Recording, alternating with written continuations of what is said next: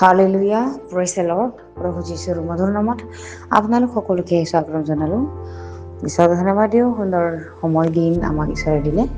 আহক আজি দিনটোৰ আৰম্ভণিতে আমি ঈশ্বৰৰ বাক্য চাওঁ।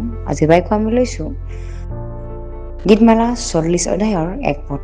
সুন্দৰ ঈশ্বৰৰ বাক্যই আমাৰ কাৰণে কৈছে, মই জিহুৱালৈ ধৈৰ্য্যৰে অপেক্ষা কৰিছিলোঁ, তাতে তেওঁ মোলৈ কাণ পাতি মোৰ কাতৰোক্তি শুনিলে। Hallelujah, praise the lord. ঈশ্বৰৰ সুন্দৰ বাক্যৰ কাৰণে ঈশ্বৰক ধন্যবাদ দিওঁ। প্ৰিয় বিশ্বাসীসকল, ঈশ্বৰে আমাৰ প্ৰাৰ্থনা শুনে আৰু আমি যদি তেওঁক ধৈৰ্য্যৰে, এক মনেৰে, একান্ত মনেৰে, ঐক্যৰে যদি তেওঁলৈ বাট চাওঁ, তেনেহ'লে তেওঁ আমাক উত্তৰ দিয়ে। আৰু তেওঁ বাক্যত কৈ আছে যে আমি ধৈৰ্য্যৰে আমি তেওঁৰ কাৰণে অপেক্ষা কৰিব লাগে। আৰু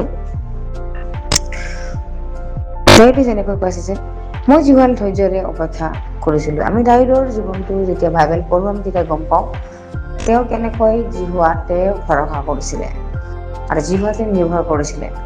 তেওঁ ইমানখিনি সমস্যাত থাকি, ইমানখিনি তেওঁ বিপদত পৰিও তেওঁ জিহুৱাৰ উপস্থিতি হেৰুওৱা নাছিলে।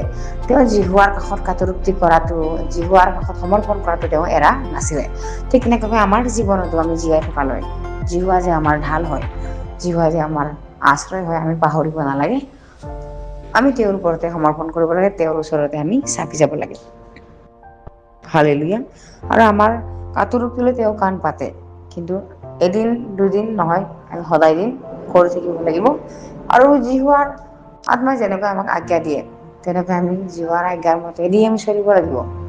আৰু আমি নিজৰ জ্ঞানেৰে চলাৰ কাৰণে আমি গাতত পৰোঁ বা আমি বিপদত পৰোঁ, কিন্তু তথাপিও জিহুৱাই আমাক ক্ষমা কৰি দিয়ে আৰু ঈশ্বৰে আমাৰ প্ৰাৰ্থনাবিলাক শুনে, আমাৰ কাতৰোক্তিবিলাক শুনে। কিন্তু আমিও জানিব লাগে তেওঁ আমাৰ কাৰণে যি কৰে ভাল কৰে। তেওঁ আমাৰ কাষত থকা ঈশ্বৰ হয়। আমেন। সেইকাৰণে আমি সদায় তেওঁতে আশ্ৰয় ল'ব লাগে, কিন্তু ধৈৰ্য্যৰে, বিশ্বাসেৰে আমি তেওঁৰ আগত কাতৰোক্তিৰে দিনে ৰাতিয়ে যাচনা কৰিব লাগে। তেওঁ প্ৰেমময় ঈশ্বৰ, তেওঁ অৱশ্যেই আমাৰ প্ৰাৰ্থনাবিলাক শুনে আৰু উত্তৰ দিয়ে। আমেন। মই বিশ্বাস কৰোঁ এই বাক্যৰ যোগেদি আজি দিনটোত আপোনালোক সকলোকে আশীৰ্বাদযুক্ত কৰক। আহক আমি একেলগে প্ৰাৰ্থনা কৰোঁ। ধন্যবাদ প্ৰভু, এই সুন্দৰ বাক্য আৰু সুন্দৰ দিনৰ কাৰণে। প্ৰভু, তোমাৰ আত্মাই আমাৰ লগত সদায় থাকে। প্ৰভু, তোমাৰ সহায়, তোমাৰ ঢাল আমাৰ লগত থাকে। প্ৰভু, ধন্যবাদ দিওঁ, তুমি আমাৰ ভৰসা, তুমি আমাৰ নিৰ্ভৰ। যাক আমি ভৰসা কৰোঁ তুমিয়ে হয় প্ৰভু, সেইজন তুমিয়েই। যাক আমি আশা কৰোঁ সেইজন তুমিয়েই প্ৰভু। দিনটো তোমাৰ সমৰ্পণ কৰিছোঁ। আৰু যিসকলে এই বাক্য শুনি আছে, যিসকলে তোমাৰ লগত বিশ্বাসেৰে লাগি আছে প্ৰভু, সেই সকলোকে তুমি একে সমানে আশীৰ্বাদ কৰিবা।